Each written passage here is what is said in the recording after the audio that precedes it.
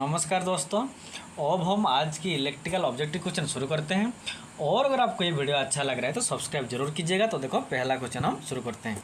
पहला क्वेश्चन क्या है ना, the valency shell in a silicon atom has the letter designation of.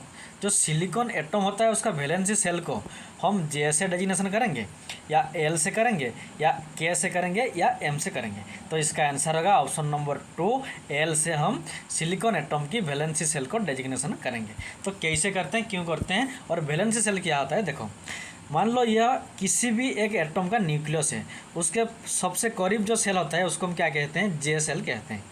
उसके बाद जो सेल होता है उसको क्या कहते हैं, के सेल कहते हैं। और उसके बाद जो सेल होगा उसको हम एम कहेंगे, इसको एल सेल कहेंगे। और उसके बाद जो सेल होगा उसको हम एम सेल कहेंगे। तो क्वेश्चन में क्या है, सिलिकॉन एटम है, तो हम सिलिकॉन एटम के लिए हम स्ट्रक्चर बनाएंगे। तो सिलिकॉन एटम का एटम नंबर कितना है, 14 है। मीन्स इसमें 14 इलेक्ट्रॉन भी है। तो देखो जो फर्स्ट सेल है जे सेल है उसमें मैक्सिमम सबसे ज़्यादा 2 ही इलेक्ट्रॉन रहेगा, उससे ज़्यादा नहीं रह सकता। तो टोटल 14 इलेक्ट्रॉन था, उनमें से 2 इलेक्ट्रॉन पहला सेल जे सेल में आ गया, बाकी 12 इलेक्ट्रॉन है। तो देखो जे के बाद के सेल आएगा, के सेल में मैक्सिमम 8 ही इलेक्ट्रॉन रह सकता है, उससे ज़्यादा नहीं रहेगा। तो 1 2 3 4 5 6 7 8 हो गया। तो के सेल में 8 इलेक्ट्रॉन, जे सेल में 2 इलेक्ट्रॉन, मिलकर 10 इलेक्ट्रॉन हो गया। लेकिन टोटल था 14 इलेक्ट्रॉन, तो बाकी कितना है, बाकी 4 इलेक्ट्रॉन है। तो जे सेल के सेल के बाद कौन आएगा, एल सेल आएगा। तो ए सेल में कितना इलेक्ट्रॉन रहेगा, बाकी 4 ही इलेक्ट्रॉन है, 4 ही इलेक्ट्रॉन रहेगा। तो देखो किसी भी एटम का जो सबसे बाहर में आउटर मोस्ट जो सेल होता है उसको क्या कहते हैं ना, वैलेंसी सेल कहते हैं। तो ये सिलिकॉन एटम है, सिलिकॉन एटम का जो बाहर का सेल है इसका नाम क्या है, देखो पहला वाला जे, उसके बाद के, और सबसे बाहर का जो इसको क्या कहते हैं, एल कहते हैं।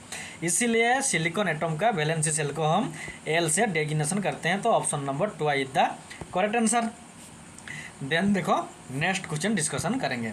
तो नेक्स्ट क्वेश्चन क्या है, देखो the leakage current in a crystal diode is due to. देखो एक डायोड का जो लीकेज करंट होता है वो क्यों होता है, माइनॉरिटी कैरियर के लिए होता है या मेजॉरिटी कैरियर से होता है या जंक्शन कैपेसिटेंस से होता है या नॉन ऑफ द अबव।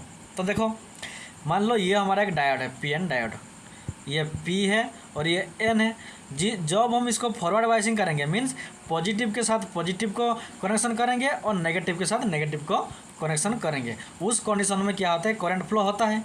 क्योंकि ये जो करंट फ्लो होता है ये मेजॉरिटी कैरियर से करंट फ्लो होता है, ये फॉरवर्ड बाइसिंग में होता है। लेकिन जब क्या होता है, रिवर्स बाइसिंग होता है, मीन्स ये पॉजिटिव या नेगेटिव पी एन, पॉजिटिव के साथ हम नेगेटिव को कनेक्शन करेंगे और नेगेटिव के साथ हम पॉजिटिव को कनेक्शन करेंगे।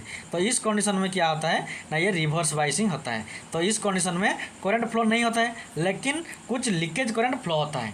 तो जो लीकेज करंट फ्लो होता है वो माइनॉरिटी कैरियर के लिए होता है, क्योंकि मेजॉरिटी कैरियर से फॉरवर्ड बाइसिंग में करंट फ्लो होता है और जो रिवर्स बाइसिंग में जो small amount of current flow होता है वो माइनॉरिटी कैरियर से ही होता है। तो option number 1 is the correct answer. Then next question देखो, नेक्स्ट क्वेश्चन क्या है, नेक्स्ट क्वेश्चन है the function of a filter circuit in a power supply is to dash. देखो जो हमारा फिल्टर सर्किट होता है उसका काम फंक्शन क्या होता है। देखो हमारा रेक्टिफायर का काम क्या है ना, रेक्टिफायर का काम है जो अगर हम रेक्टिफायर के में एसी इनपुट देंगे तो आउटपुट हमें डीसी मिलता है। लेकिन ये जो डीसी आउटपुट मिलता है ये प्योर डीसी नहीं होता है, इसमें कुछ एसी भी रहता है। तो ये जो डीसी और एसी मिलता है इसको क्या कहते हैं, रिपल कहते हैं। जो एसी रहता है इसको रिपल क्या कहा जाता है। तो फिल्टर सर्किट का काम क्या होता है ना, हम फिल्टर सर्किट को रेक्टिफायर के बाद कनेक्शन करते हैं, रेक्टिफायर के बाद हम फिल्टर सर्किट को कनेक्शन करते हैं। क्योंकि जो रेक्टिफायर का आउटपुट में डीसी के साथ जो कुछ एसी रह गया उसको फिल्टर सर्किट दोबारा फिल्टर करके वो एसी को भी निकलता है, जिससे प्योर डीसी रहता है, आउटपुट प्योर डीसी मिलता है। तो इसीलिए फिल्टर सर्किट का काम क्या होता है ना, separate the AC and DC component of the rectified voltage. Means rectified होने के बाद अगर कुछ एसी रह गए, डीसी के साथ एसी रह गया तो उसको फिर से फिल्टर सर्किट फिल्टर करके एसी और डीसी दोनों को सेपरेट करता है। तो option number 3 is the correct answer. Then next question discussion करेंगे। तो नेक्स्ट क्वेश्चन क्या है, देखो the maximum rectification efficiency of a half wave rectifier is dash. देखो एक हाफ वेव रेक्टिफायर का रेक्टिफिकेशन एफिशिएंसी क्या है? तो इसका आंसर होगा 40.6%। Option number 2 is the correct answer. तो ये हाफ वेव रेक्टिफायर क्या है और फुल वेव रेक्टिफायर क्या है? देखो हाफ वेव रेक्टिफायर में एक ही डायोड यूज किया जाता है। मान लो हम इस कंडीशन में रेक्टिफायर में AC से DC होता है, तो देखो इस डायरेक्शन में करंट फ्लो होता है, तब क्या होता है, इधर आउटपुट मिलता है। तो देखो ये हमारा हाफ वेव रेक्टिफायर है। अगर फुल वेव कहेंगे तो उसमें 2 डायोड का कनेक्शन होता है। देखो ये एक डायोड है और इधर और एक डायोड कनेक्शन होगा, 2 डायोड, इधर आउटपुट मिलेगा, इधर AC सप्लाई करेंगे। तो जिस रेक्टिफायर में 2 डायोड होता है उसको फुल वेव रेक्टिफायर कहते हैं, और जिसमें एक ही डायोड होता है उसको हम हाफ वेव रेक्टिफायर कहते हैं। और इस हाफ वेव रेक्टिफायर का एफिशिएंसी कितना है? 40.6%। Option number 2 is the correct answer. Then next question discussion करेंगे। तो नेक्स्ट क्वेश्चन क्या है? देखो the voltage and current in an AC series circuit is, देखो ये वोल्टेज का वैल्यू 230 एंगल कितना है? 20 डिग्री वोल्ट, और करंट का देखो 100 एंगल है 30 डिग्री। तो रेस्पेक्ट तो सर्किट को क्या है, रेजिस्टिव है या इंडक्टिव है या कैपेसिटिव है या रिजोनेंस है। देखो ये वोल्टेज का वैल्यू इधर है और इधर करंट का वैल्यू है। तो इस कंडीशन में इस सर्किट को हम रेजिस्टिव सर्किट कहेंगे या इंडक्टिव सर्किट कहेंगे या कैपेसिटिव कहेंगे या रिजोनेंस कहेंगे। देखो ये पहले देखो वोल्टेज कौन सा है? वोल्टेज है 230 एंगल है 20 डिग्री। उसके बाद करंट कितना है? ये वोल्टेज हो गया। करंट कितना है? करंट है देखो 100 एम्पियर करंट, और एंगल कितना है? 30 डिग्री। तो किसका एंगल ज़्यादा है? 30 डिग्री। तो मीन्स करंट लीडिंग हो रहा है, ये वोल्टेज लैगिंग हो रहा है। करंट से वोल्टेज से करंट 10 डिग्री, ये 20 डिग्री है 30 डिग्री है, तो वोल्टेज से करंट 10 डिग्री लीडिंग हो रहा है। तो जिस कंडीशन में करंट लीडिंग होता है उसको हम कैपेसिटिव सर्किट कहते हैं, और जिस कंडीशन में करंट लैगिंग होता है उसको हम इंडक्टिव सर्किट कहते हैं। लेकिन इस क्वेश्चन में करंट का एंगल 30 डिग्री है और वोल्टेज का एंगल 20 डिग्री है, मीन्स करंट लीडिंग हो रहा है, तो इसीलिए इसको क्या कहते हैं? कैपेसिटिव सर्किट कहते हैं। तो option number 3 is the correct answer. और अगर दोनों के बीच में कोई एंगल डिफरेंस नहीं रहता तो उसको क्या कहते हैं? रेजिस्टिव सर्किट कहते हैं। लेकिन इसमें एंगल का डिफरेंस है 10 डिग्री और करंट लीडिंग हो रहा है, तो लीडिंग में हम कैपेसिटिव सर्किट कहते हैं। तो option number 3 is the correct answer. Then next question discussion करेंगे। तो नेक्स्ट क्वेश्चन क्या है? देखो ये forward biased PN junction has resistance of dash. देखो मैंने अभी डिस्कशन किया, एक फॉरवर्ड बायस किया है और रिवर्स बायस किया है। मान लो ये P type N type semiconductor है, P के साथ P को कनेक्शन करेंगे और नेगेटिव के साथ नेगेटिव को कनेक्शन करेंगे। ये क्या होता है ना? फॉरवर्ड बायसिंग हो गया। और इस फॉरवर्ड बायसिंग में और एक है रिवर्स बायसिंग। मान लो ये हमारा P है और ये N है, पॉजिटिव के साथ नेगेटिव को कनेक्शन करेंगे और नेगेटिव के साथ पॉजिटिव की, इसको हम कहते हैं रिवर्स बायसिंग। तो पॉजिटिव इसमें आसानी से करंट फ्लो होता है। अगर फॉरवर्ड बायसिंग कंडीशन में होगा डायोड तो उसमें करंट आसानी से फ्लो होगा, तो इसमें रेजिस्टेंस क्या होगा? लेस होगा, कम होगा, रेजिस्टेंस का वैल्यू कम होगा, इसीलिए आसानी से करंट फ्लो होता है।